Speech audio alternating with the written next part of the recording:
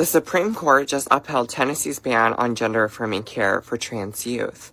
Let's be clear, this decision will cost lives. Transitioning, in fact, saved my life. Before I had access to gender-affirming care, I was suicidal all throughout high school and college, and I'm not alone. More than 40% of trans youth seriously consider suicide, but when they have access to gender-affirming care, that risk drops dramatically. This ruling forces families into impossible choices.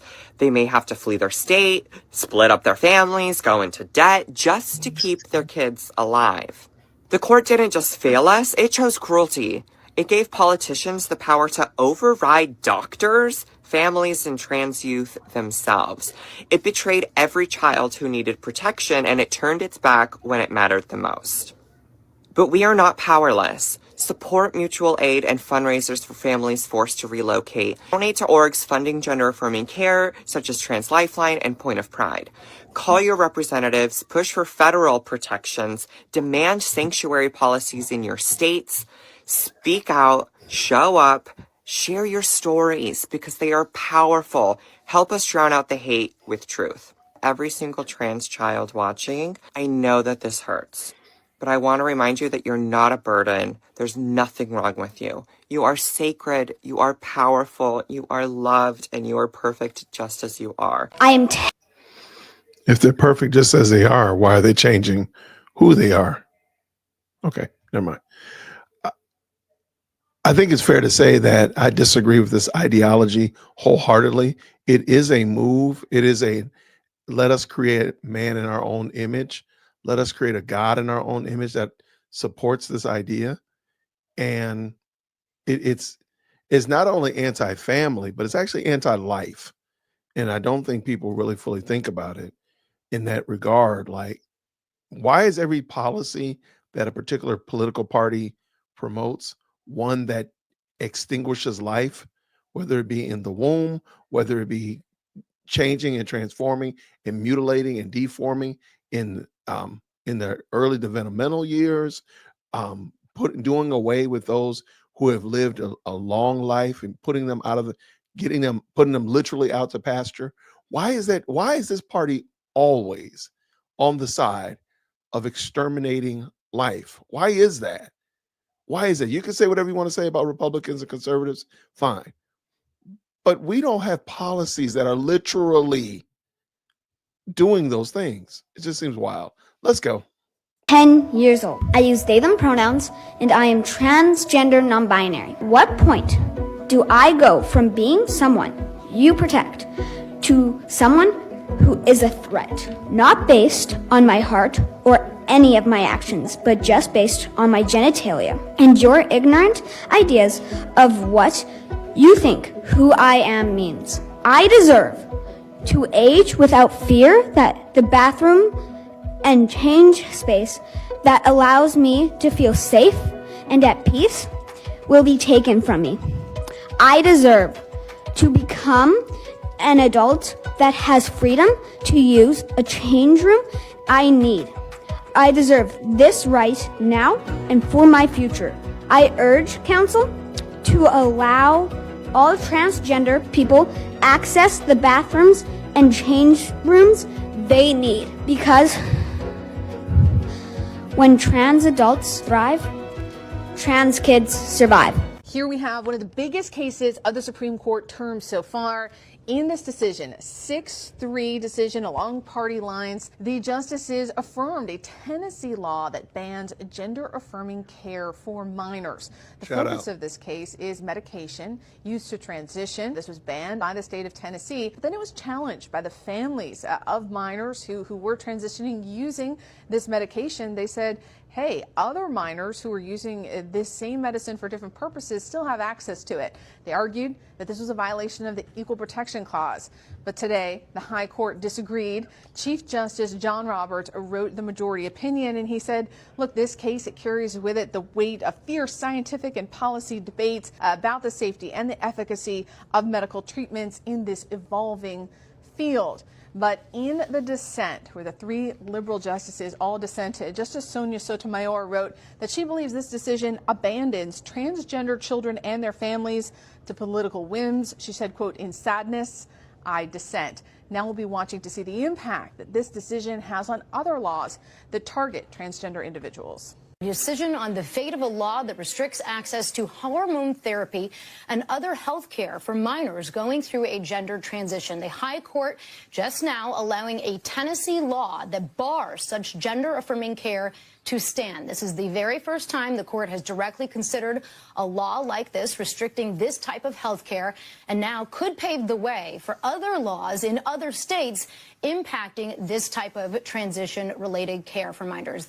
The court here split between the conservatives and the liberals, 6-3. The court issuing a lengthy opinion with lengthy dissents still being read from the bench there. There are medical experts that say this type of gender transition care is dangerous for minors. There are medical experts say this type of care is essential for minors and it helps prevent suicide.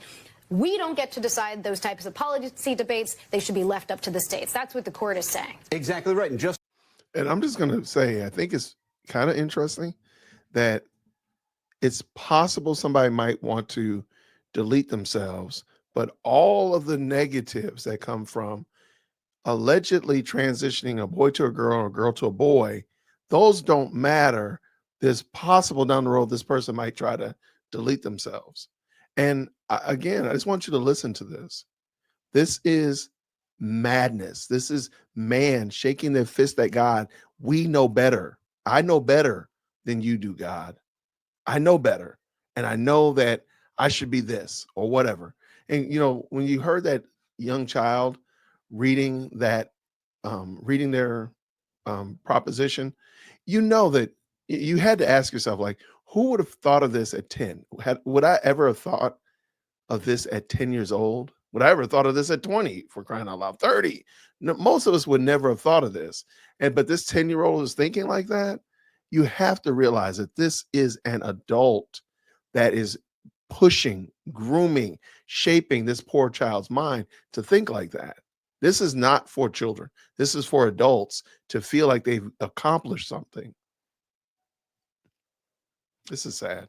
Justice Roberts goes to great pains to say it's not the court's role to say whether or not a state statute is a good idea. Instead, he says specifically, states have wide discretion in the area of scientific and medical uncertainty. This is the area that the states are supposed to legislate with the least interference from the federal courts like us. Essentially saying, Tennessee has passed this law. We're not going to step in. We think that it passes the constitutional muster of the 14th Amendment.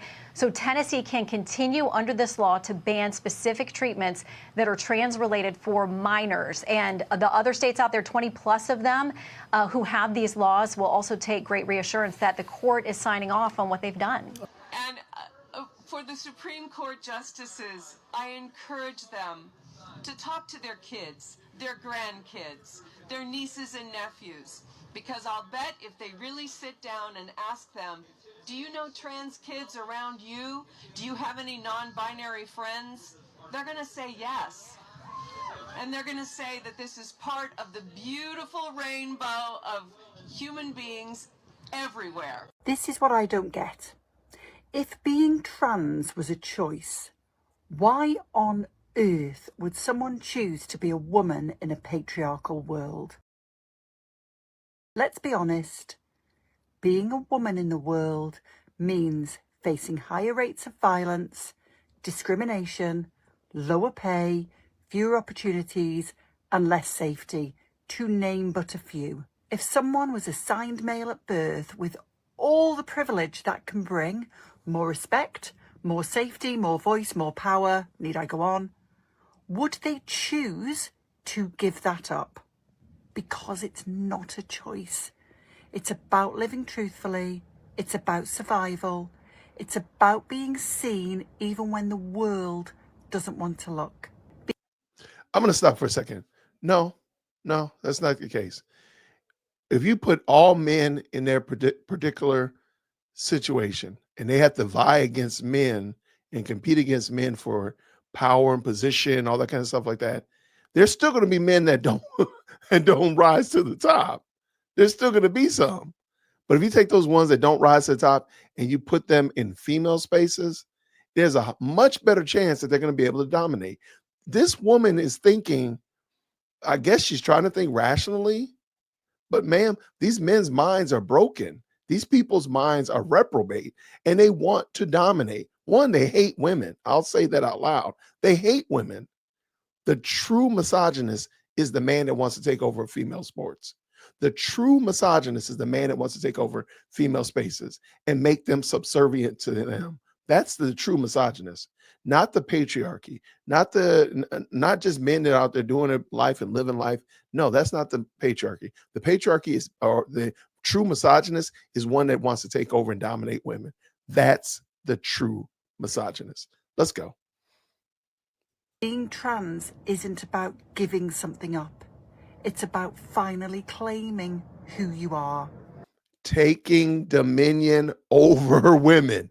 That's it. That's why you don't see women going into men's spaces. You don't see this trans argument the other way. You don't see women wanting to transition, quote unquote, to be a man and men all up in a tizzy about it.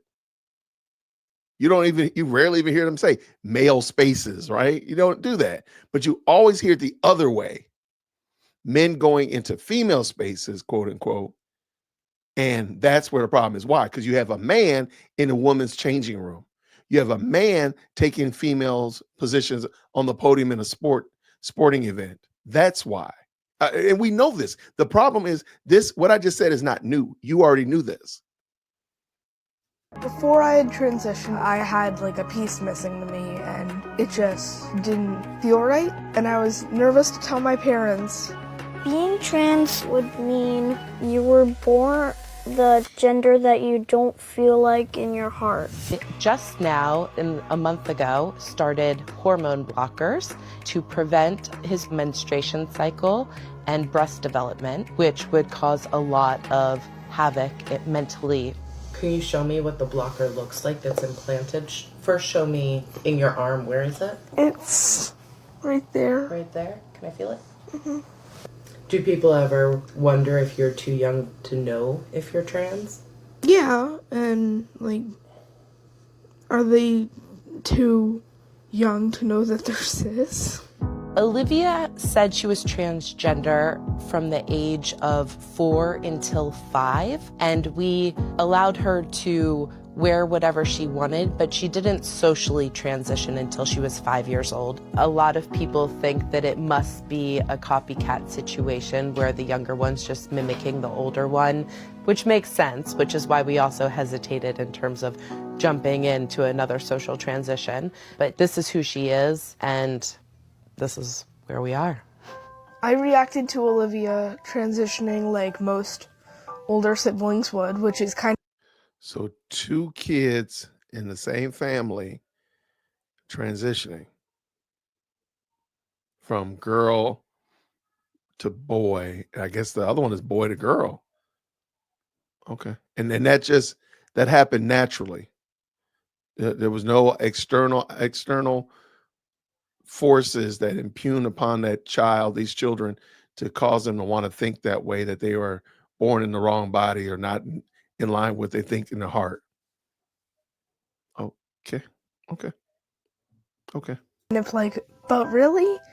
Even though I'm trans, I got a little defensive because I thought it was my thing. But now I saw and still see that Olivia's a girl and that she always will be a girl.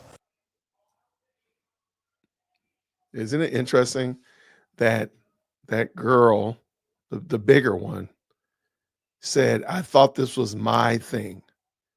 So the idea that one would choose to go through all of this body changing just for attention. You just heard that young girl who's being transitioned, quote unquote, to a boy say, I thought this was my thing.